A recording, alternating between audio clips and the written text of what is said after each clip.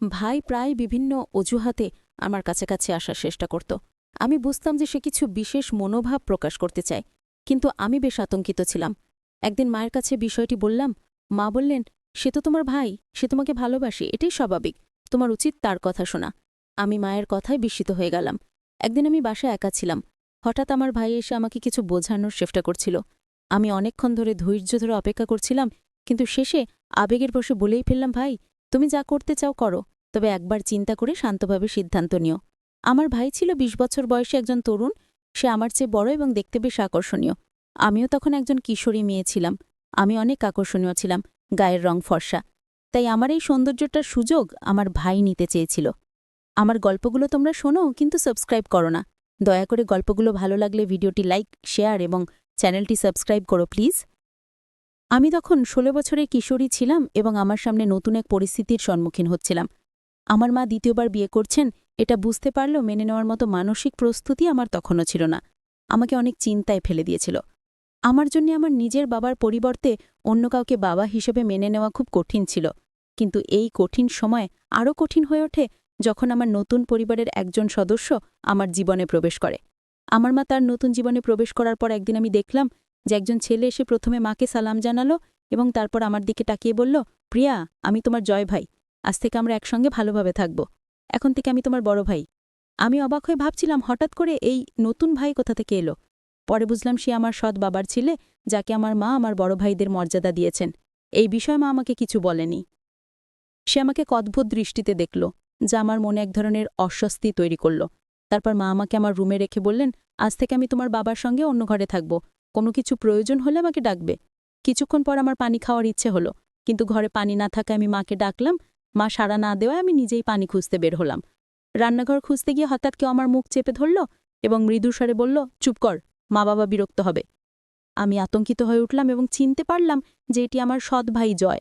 সে তখন আমাকে ছেড়ে দিয়ে জিজ্ঞেস করল, তুমি এত রাতে কেন বাইরে বের হলে? এরপর সে নিজেই আমার হাতে পানির গ্লাস দিল। তখন আমি লক্ষ্য করলাম তার চোখে এক ধরনের অদ্ভুত উষ্ণতা আছে যা আমাকে খুব অস্বস্তিতে ফেলে দেয়। তখন আমি ১৬ বছরের কিশোরী, আর রাতের অন্ধকারে তার উপস্থিতি আমাকে ভীত করেছিল। আমি অনুভব করছিলাম যে কেউ আমার কাছে এসে বলল, প্রিয়া, আমাকে ভয় পেও না। জয় ভাইয়ের কথায় কিছুটা অস্বস্তির লাগলেও তার মনের ভাব বুঝতে পারছিলাম না। সে আমার থেকে বড় ছিল, কিন্তু তার ব্যবহার আমাকে কিছুটা চিন্তায় ফেলে দিয়েছিল। আমি রুমে ফিরে গিয়ে দরজার শব্দ শুনতে পেলাম এবং আমার হৃৎপিণ্ড দ্রুত বেগে ধরফর করতে লাগল। আমি ভয় পাচ্ছিলাম, ভেবে নিয়েছিলাম দরজায় নিশ্চয়ই বাবার মতো কেউ থাকবে। দরজা খোলার ইচ্ছে ছিল না, তাই আমি নিজেকে আরও সংকুচিত করে ফেলছিলাম। হঠাৎ মায়ের আওয়াজ শুনতে পেলাম। তিনি আমার নাম ধরে ডাকলেন, প্রিয়া। দরজা খুলতেই মা আমাকে জড়িয়ে ধরলেন এবং বললেন, ভয় পেও না, আজ এই বাড়িতে তোমার প্রথম রাত, তাই তোমার ভয় পাওয়ার কিছু নেই, কারণ এখন থেকে আমরা সবাই এই বাড়িতেই থাকব। আস্তে আস্তে সব ঠিক হয়ে যাবে, চিন্তা করো না। মা তার নতুন জীবনে খুব খুশি হলেও আমি আমার নতুন পরিবেশে অসন্তুষ্ট ছিলাম। বিশেষ করে আমার সৎ ভাইয়ের উপস্থিতি আমাকে আরও অস্বস্তিতে ফেলছিল। মা রুমের দরজা বন্ধ করে দিলেন, কিন্তু প্রতিদিন একই ঘটনা ঘটতে লাগল। আমি সন্ধ্যায় রুমে গিয়ে দরজা বন্ধ করে দিতাম, কারণ জয় ভাইয়ের দৃষ্টিভঙ্গি আমাকে ভীত করছিল। তার দৃষ্টি আমাকে প্রতিনিয়ত অস্বস্তি দিচ্ছিল এবং আমি বুঝতে পারছিলাম যে সে আমার প্রতিটি পদক্ষেপ লক্ষ্য করছে। জয় ভাইয়া প্রায় আমার প্রশংসা করতে আসত, বোঝানোর চেষ্টা করত যে আমি বড় হয়ে গেছি। মায়ের সঙ্গে জয় ভাইয়ের ব্যবহার সবসময় ভালো ছিল, কিন্তু তার অন্যরকম মনোভাব আমাকে চিন্তায় ফেলেছিল।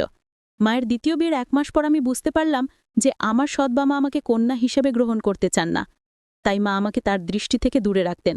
কিন্তু অন্যদিকে জয় ভাই আমার চারপাশে ঘোরাফেরা করতে থাকত। আমি অনেকবার মায়ের সঙ্গে কথা বলার চেষ্টা করেছি, কিন্তু সবসময় কিছু একটি বাধা হয়ে দাঁড়াত। মা সবসময় আমাকে শান্ত করতেন, বলতেন, তুমি খুব বেশি ভাবছ, এমন কিছু নেই, সে তোমার ভাই, শুধু তোমার যত্ন নিতে চায়। ধীরে ধীরে মা আমার সব কথাই উপেক্ষা করতে শুরু করলেন, আর আমি নিঃশব্দে সময় কাটাতে লাগলাম। একদিন বিকেলে আমি বারান্দা পরিষ্কার করছিলাম। হঠাৎ জয় ভাইয়া এমনভাবে এসে দাঁড়ালো যে আমি তার সাথে ধাক্কা খেলাম। আমি রাগে বললাম, এটা কি? সে অবাক হয়ে জবাব দিল, আমি কি করেছি? তার কথায় আমি বুঝতে পারলাম যে সে ইচ্ছাকৃতভাবে এমনটা করেছে। আমি কিছু বলার আগেই মা ছাদ থেকে এসে বললেন, প্রিয়া, তুমি যাই করো, এখন আমার সাথে নিচে এসো, আরও কিছু কাজ করতে হবে। আমি মাকে বলতে চেয়েছিলাম যে জয় ভাইয়া ইচ্ছা করে এমনটা করেছে, কিন্তু মা আমার কথা শুনলেন না, কারণ আমি বুঝতে পারছিলাম মা এখন আমার চেয়ে জয় ভাইকে বেশি ভালোবাসে। আমাকে নিচে নিয়ে গেলেন। মাঝপথে মা বললেন, সে তোমার ভাই, তার বিরুদ্ধে অভিযোগ করতে বসো না। তোমার উচিত তার কথা শোনা। সে তোমার যত্ন করে, আর তুমি শুধু বাজে কথা বলছো। সে একটু ঠাট্টা করে, কিন্তু সেটাকে মনের মধ্যে নিও না। আর সে যা চায় তাই করো। মায়ের কথাগুলো শুনে আমি হতাশ হয়ে পড়লাম। মা জয় ভাইয়ার বিরুদ্ধে কিছু শুনতে চাইছিলেন না। সম্ভবত তিনি তাকে নিয়ে অতিরিক্ত বিশ্বাসী ছিলেন, বা হয়তো অন্য কোনো কারণে চুপ ছিলেন। জয় ভাইয়ার সুযোগ পেলেই আমার কাছাকাছি আসতো, আমাকে অস্বস্তিতে ফেলত। আমি বুঝতে পারছিলাম যে সে আমার থেকে কি চায়, কারণ তার আচরণ তা স্পষ্টভাবে প্রকাশ করছিল। আমি মায়ের কাছে সবকিছু বলতে পারতাম, কারণ আমি জানতাম তিনি আমার কথা বিশ্বাস করবেন না। কেন জানি না, কিন্তু আমার সৎ বাবা এবং তার ছেলে মায়ের কাছে খুব প্রিয় হয়ে উঠেছিলেন। আর আমি প্রকৃত সন্তান হয়েও যেন উপেক্ষিত ছিলাম। মা সবসময় জয় ভাইয়ার কথা বিশ্বাস করতেন, আর আমি আস্তে আস্তে নিজের কথাগুলো গোপন করতে শুরু করলাম, কারণ এখন কাউকে এসব বলে লাভ হবে না, কেউ বিশ্বাস করবে না। একদিন মা আমাকে বাড়িতে রেখে বাজারে গেলেন। ঠিক সেই সময় জয় ভাইয়া হঠাৎ ফোন রেখে দ্রুত ফিরে এলো। বাড়িতে কেউ ছিল না, তাই সে আমার কাছে এসে বলল, প্রিয়া, তুমি চাইলে তোমার এই সৌন্দর্য কাজে লাগতে পারে। আর কতদিন এভাবে সময় নষ্ট করবে? আমি রেগে গিয়ে বললাম, তুমি আমার ভাই, এভাবে কথা বলো না। সে হেসে বলল, হ্যাঁ, আমি তোমার ভাই, তবে সৎ ভাই। তার কথায় আমি ভীষণ অস্বস্তি বোধ করছিলাম। সে যখন আমার কানের পিছনে চুল সরিয়ে দিল, তখন আমার মনে হচ্ছিল আমার নিঃশ্বাস বন্ধ হয়ে যাচ্ছে। আমি ভয়ে দৌড়ে মায়ের কাছে গেলাম। মা ভয় পেয়ে গেলেন এবং বললেন, আমি তো শুধু কিছুক্ষণের জন্য বাজারে গিয়েছিলাম। আমি কাঁদতে কাঁদতে মাকে বললাম, এখানে থাকতে আমার খুব ভয় লাগে। কিভাবে বলবো যে এই বাড়িটা আমার জন্য ভয়ের জায়গা হয়ে উঠেছে? মায়ের দ্বিতীয় বিয়ে আমার জন্য খুব বড় একটি বোঝা হয়ে উঠেছে। যদি বাবা মাকে তালাক না দিতেন, তবে আজ আমার জীবনটা অন্যরকম হতো। মা তার নিজের সিদ্ধান্তে আমার জীবনটাকেও নষ্ট করে দিলেন। বাবার মতো কেউ আমার যত্ন নেয় না। মা শুধু নিজের ভালোর জন্য এসব করেছে। মায়ের দ্বিতীয় বিয়ের প্রায় 2 মাস হয়ে গেছে, কিন্তু আমার সৎ বাবা একবারও আমার দিকে তাকাননি। মনে হচ্ছে আমার উপস্থিতি এই বাড়িতে তার কাছে সহ্য হয় না। মা আমার খুব কাছের ছিলেন, কিন্তু তিনি যেন ধীরে ধীরে দূরে সরে যাচ্ছিলেন। মাকে হারানোর ভয় এবং নতুন পরিস্থিতির সঙ্গে মানিয়ে নেওয়া আমার জন্য কঠিন হয়ে পড়েছিল। এই বাড়িতে থাকতে থাকতে আমি ধীরে ধীরে মায়ের কাছ থেকে নিজেকে দূরে সরিয়ে নিতে শুরু করলাম। প্রতিটা দিন কাটানো যেন একরকমের যন্ত্রণা হয়ে উঠছিল, কিন্তু পালানোর উপায় ছিল না। একদিন সন্ধ্যায় জয় ভাই একটি কালো ব্যাগ নিয়ে আমার পিছু পিছু এলো। সে আমার সামনে এসে ব্যাগটা বাড়িয়ে দিয়ে বলল, এই জামাগুলো তোমার জন্য এনেছি, এগুলো তোমার গায়ে দারুণ মানাবে। আর কতদিন আমাকে এভাবে অপেক্ষা করাবে? তার কথা শুনে আমি ভয় পেয়ে গেলাম। সে জোর করে ব্যাগটা আমার হাতে দিয়ে বলল, রাতে তোমার জন্য অপেক্ষা করব। তারপর নিচে চলে গেল। আমার শরীর কাঁপতে শুরু করল, আর আমি দ্রুত আমার রুমে চলে এলাম। ব্যাগটা খুলে দেখলাম ভেতরে যা ছিল তা দেখে আমি স্তম্ভিত হয়ে গেলাম। আমি তাড়াতাড়ি সেই জামা আলমারিতে লুকিয়ে ফেললাম, যাতে মা কিছু দেখতে না পান।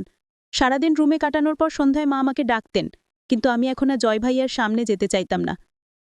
জয় ভাইয়া বাজিতে থাকলে আমি রুমের বাইরে বের হতাম না, কারণ তার উদ্দেশ্য আমি বুঝতে পেরেছিলাম। আমি জানতাম না যে সেদিন মা বাবা দুজনেই একটা বিয়েতে গেছেন, আর জয় ভাইয়াও বাইরে ছিল। তাই মনে মনে কিছুটা শান্তি অনুভব করছিলাম যে কেউ আমাকে বিরক্ত করবে না। কিন্তু 8 ঘন্টা পর আমি রান্নাঘরের কাজ শেষ করে বেরোলাম, আর দেখলাম জয় ভাই আমার বিছানায় শুয়ে আছে। আমাকে দেখে তার মুখে এক ধরনের হাসি ফুটে উঠল। আমি কিছুটা হতবাক হয়ে গেলাম। হয়তো আমি অন্য কোনো কাজে ব্যস্ত ছিলাম, তাই লক্ষ্য করিনি যে তার দৃষ্টি আমার দিকে ছিল। তার হাসি দেখি এবং এমন অবস্থায় তাকে আমার রুমে দেখি আমার মন খারাপ হয়ে গেল। আমি বললাম, মা বাড়িতে নেই, তোমার এখানে থাকা উচিত নয়, এক্ষুনি আমার রুম থেকে বের হও। মুহূর্তেই বুঝলাম যে আমার কথা তার কাছে তেমন গুরুত্ব নাচ্ছে না, কিন্তু তবুও আমি নিজের অবস্থান ধরে রাখলাম। সে বলল, আমি তোমার জন্য সুন্দর একটা জামা কিনে এনেছি।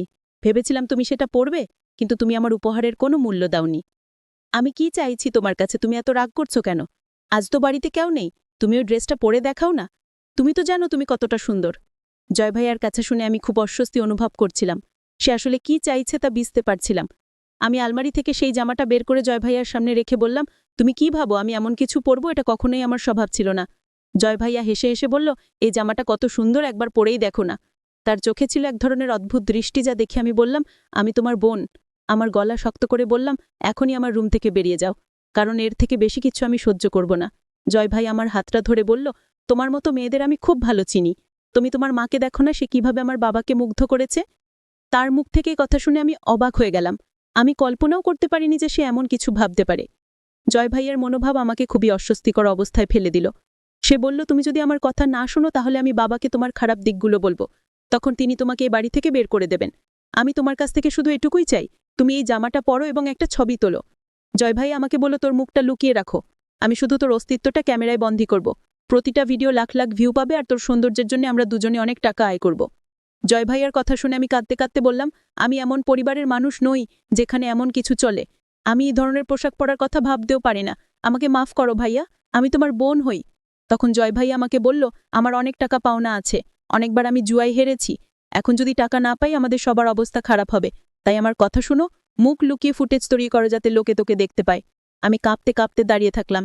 সে আমাকে বাধ্য করছিল, আর আমি ভিক্ষা চেয়েছিলাম তার কাছে যে আমাকে মাফ করো, কিন্তু সে শুধু নিজের লাভের জন্য আমাকে ব্যবহার করতে চাইছিল।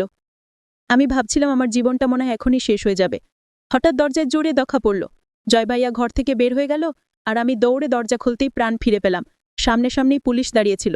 মা এদেরকে নিয়ে এসেছিল, কারণ মা তখন বাড়িতে আসছিল। কিন্তু আমরা কেউ বুঝতে পারিনি। পরে মা সব বুঝতে পেরে পুলিশকে খবর দেয়। তারা জয় ভাইয়াকে খুঁজে নিয়ে আসে আর জিজ্ঞাসাবাদ করে। আমি ওদের সবকিছু বললাম। পুলিশ জয় ভাইয়াকে গ্রেফতার করল এবং আমাকে বলল যে সে তার বন্ধুদের সঙ্গে কিছু মেয়েদের ভিডিও তৈরি করেছে এবং সেগুলি সাইবার ক্রাইমের আওতায় এনে ব্যবহার করতে চেয়েছিল। সৌভাগ্যবশত পুলিশ সময় মতো এসে আমাকে রক্ষা করল।